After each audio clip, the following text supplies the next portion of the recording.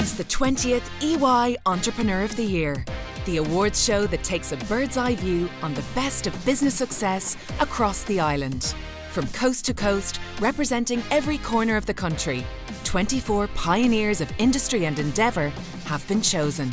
Tonight, 5 more nominees. I told everybody that I wanted to be a pharmacist, and the word pharmacist was very posh, so it went down like a ton of bricks.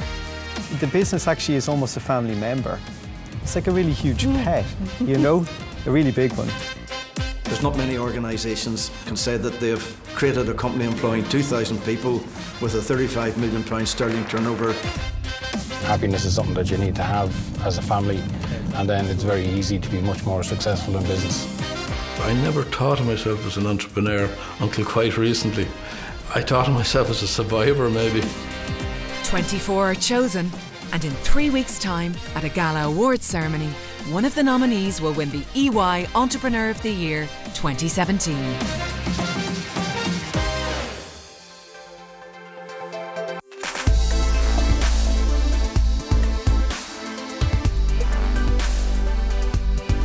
Former Dragon Ramona Nicholas leads Cara, a pharmacy chain with 245 employees and a bustling online presence, headquartered in Donegal. My parents tell me that I told everybody that I wanted to be a pharmacist, and if you can imagine, I came from the country and the word pharmacist was very posh, so it went down like a ton of bricks because there's no pharmacy or medicine in my family at all.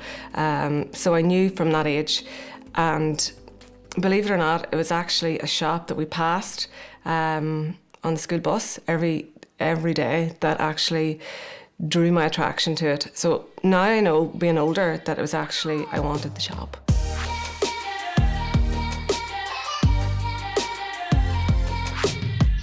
Ramona's first opportunity to get her own shop came soon after qualifying as a pharmacist from Queen's. Fulfilling that ambition would put her in direct competition with her friend and her future husband, Canis, who ran his own pharmacy nearby. We just had to sit down and decide, were we going to go into competition with one another or whether we were going to actually join forces. Yeah. So we had to sit down over probably a glass. Huge big shareholders agreement, you know. We saw solicitors and everything, done nothing like that, nothing sensible. It was the biggest risk I say we ever took in our lives, probably, really. So we come up with the name Cara, and the name Cara was the first 2 letters of both our names, and it means friend in Irish. Less than 6 months later, Ramona and Canis acquired a chain of pharmacies, the foundation stone of the group today. This summer's acquisition of Abbey Healthcare gives the group a foothold in Dublin and increases turnover to €40 million. To keep ahead of her rivals, Ramona has relied on an uncanny ability to spot trends. So what I love doing is going to Sephora in Paris and the Champs-Élysées and see exactly what's happening there, because what's happening there is going to hit Ireland in probably, 12 months later. Way back in 2009, I saw that people were going crazy for this fragrance brand. By the time I got home, we had got it into the pharmacy, so we had it there before anyone else knew that it was going to take off. You also have to remember that every single person that comes through our door could be sick or could be looking after someone that is very sick. They may be coming in to get false tan, or they may be coming in to get a prescription for their mother or father that's really ill. So we don't know what their thought process is or where their head is.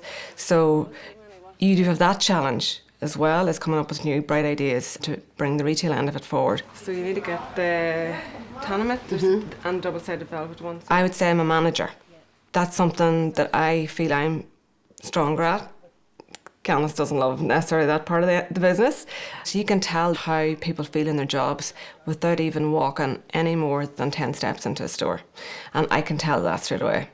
So we're producing our own private label products, and this will go possibly as far as our own makeup brand, because ultimately that's, where the profits are going to be, the margin's going to be. We're not buying off someone else, we're getting this produced ourselves, and that's where I see the future of innovation being in our own private label. So this is the part that I really love. I love doing this, so this is the cool part.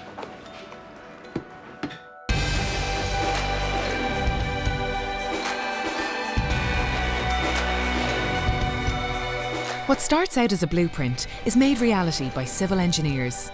L&M Keating from County Clare have spent 30 years turning architectural dreams into beautiful and functional infrastructure, like the Living Bridge in the University of Limerick. It's a lovely bridge, apart from the architectural aspect of it. It's a highly engineered bridge. You can feel it when you walk across it. Every single structural member is working hard in it. It's engineered to the nth degree. It gives me great pleasure building a thing like that. Not to be wasting concrete, not to be wasting steel, to build an economic structure. And this is one, as well as being a beautiful structure. I have to say I would regard myself as an engineer, really, first. I never thought of myself as an entrepreneur until quite recently. I suppose I thought of myself as a survivor, maybe. Yeah, the entrepreneur tag is fairly new to me. L&M Keating turn over €60 million a year and employ around 100 directly and up to 300 more indirectly at its sites. At any one time, the civil engineering company can be working on up to 10 different projects, much of it specialist marine work. Our big project at the moment is in Dublin Port. Dublin Port is undergoing a massive reconstruction, and we're very proud to be in there in the middle of that. The site here is, I'd say, the biggest site we ever operated. We have well over half our plant on the site, and it's like being young in the sandpit. There's machines moving everywhere, and it's a great feeling to know that you own them and you've built up the fleet and you're operating them profitably. Every time we dig a hole in the ground, we're digging up old structures because the port has developed over the years. I have often said it to the guys when we're putting these in, I wonder will someone be digging these up in 200 years and wondering what's that part of and how did they put them in and where did they come from? So yeah, we are part of the history of the city, definitely. While economic activity migrates towards the city, L&M continue to invest in their roots. To secure the future of the local marina after the devastating storm of 2014, keen sailor Louis took it on and applied his engineering brain to automating the lock gates. I've been sailing just over 30 years now. Started off on the Shannon. When we were children, we used to hire cruisers. I suppose I learned my boat handling there and my love of boats. In 2014, we acquired the marina. It's great to have a marina near home that I can sail from at a few minutes' notice. At one stage, I would say the marina was in danger of shutting, and it's on a firm footing now. So it is fantastic to be able to do these things.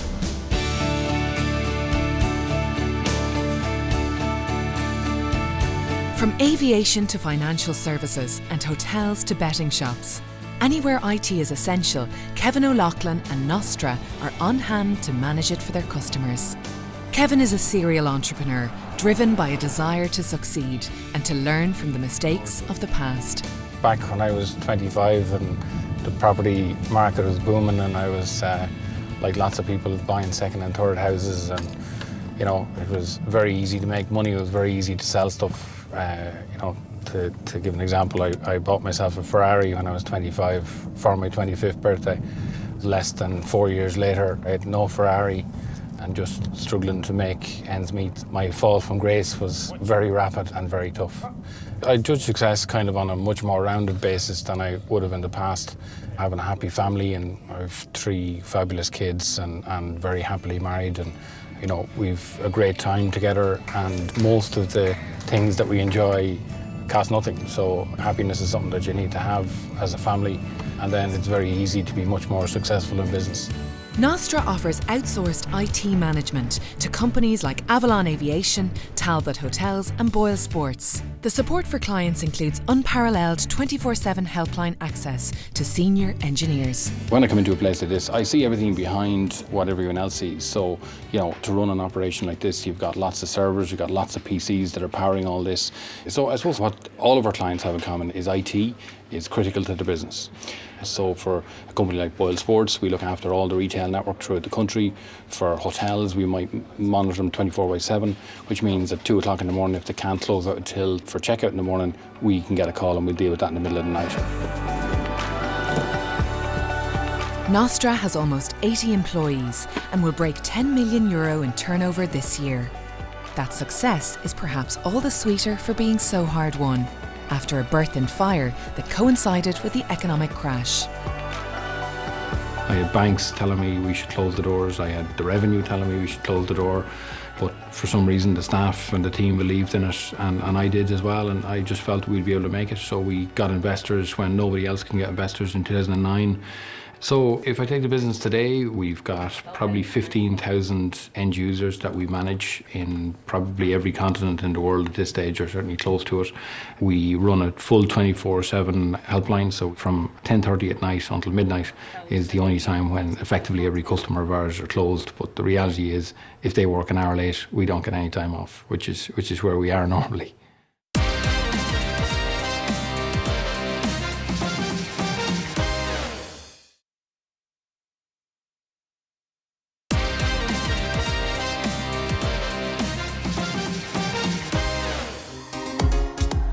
When times were at their worst in the Irish economy, foreign direct investment, most of it from Silicon Valley, not only kept flowing, but actually increased.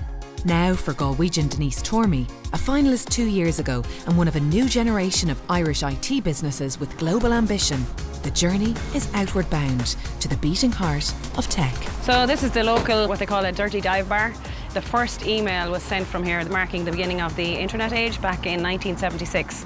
And all around us, we have, like over here, you have, Palo Alto, Portola Valley, Menlo Park, Redwood City, Cupertino, Sunnyvale, San Jose, and all the way up to San Francisco, right in the heart of it.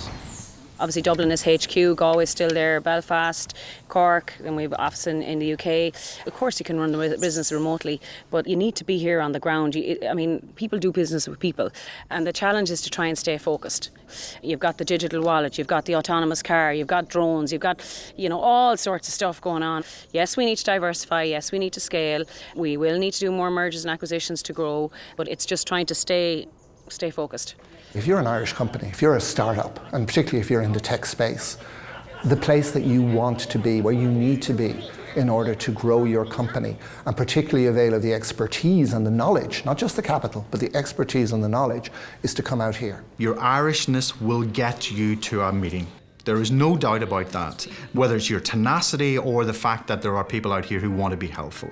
But you've got to come with some content. You need to have some credibility and gravity to the conversation. If you have, you will find this incredible accelerator environment where people will naturally bring you to the next stage very, very quickly.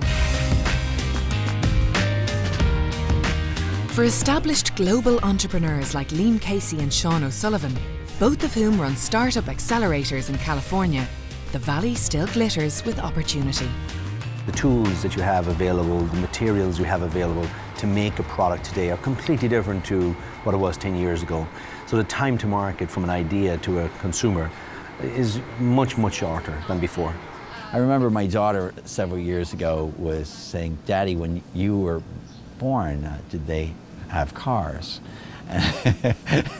And I appreciated, like she was looking at all these black and white pictures of Kinsale, right? And she saw all these horses and buggy, and she said, "Oh, did they have cars when you were born?" I said, "Yes, they had cars when I was born. Thank you very much." But I said, "When you were born, they didn't have the iPhone." And she couldn't believe it, And she was born in 2007, and the iPhone didn't exist yet. And so the amount of progress we've had has just been incredible. One of the magic things about Silicon Valley is the venture capital world and how they actually support entrepreneurship. They've done it so many times over. They've created some of the best companies in the world, the biggest companies in the world, and they've done it generation after generation after generation. When you go back to the very early ones like Fairchild and Intel, great companies that have been backed by venture capital. The biggest pressure in Silicon Valley is time. So your ability to maximize your interactions and to create value through the use of other people's time is a really big opportunity. And so what I would say is take advantage of the opportunity to come and see it for yourself. Startups, maybe more traditionally in Ireland, you're frugal and you put the money back in and you grow slowly. Here they pump in large amounts of VC money, venture capitalist money or private equity, and they'll let you run at it and they want you to run hard, and if you're going to fail fast. Doors are open here, and we benefit more than others because of the strength of the Irish brand here in this region. And to remember that truism about Silicon Valley, it's not just about the idea, it's not just about the tech. It's about having the business know-how to turn that idea into a profitable business.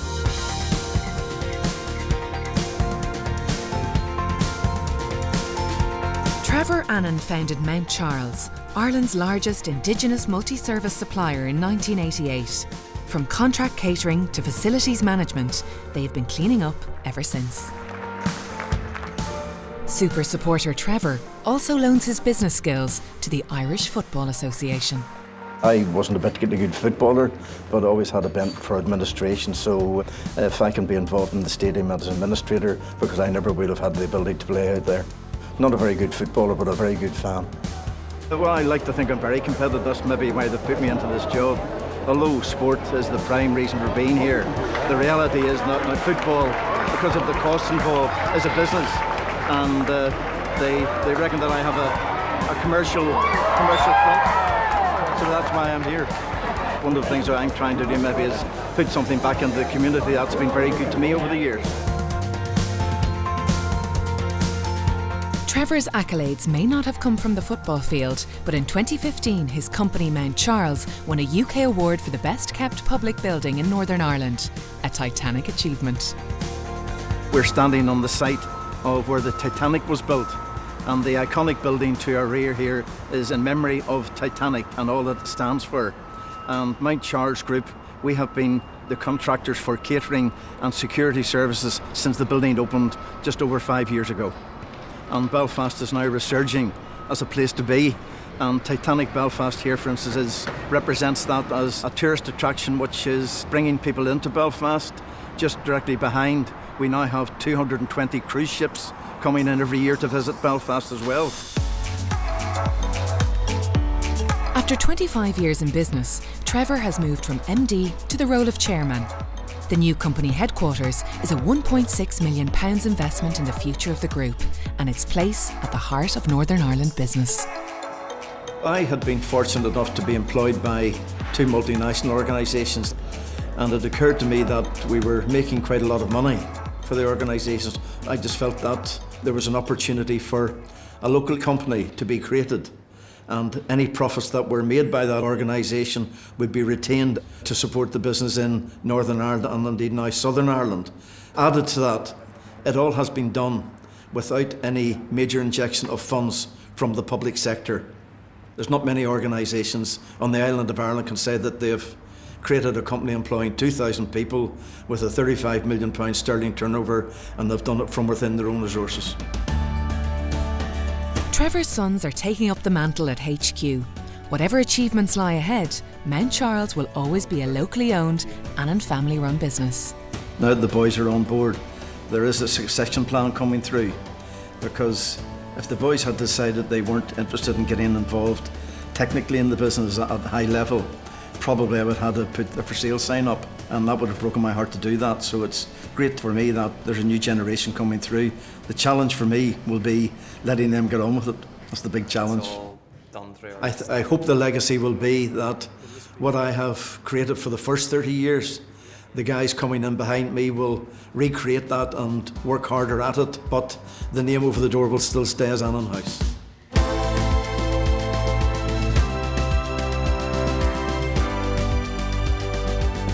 Anywhere a boost is needed, from the London Olympics to the tallest building in Ireland, Height for Hire deliver.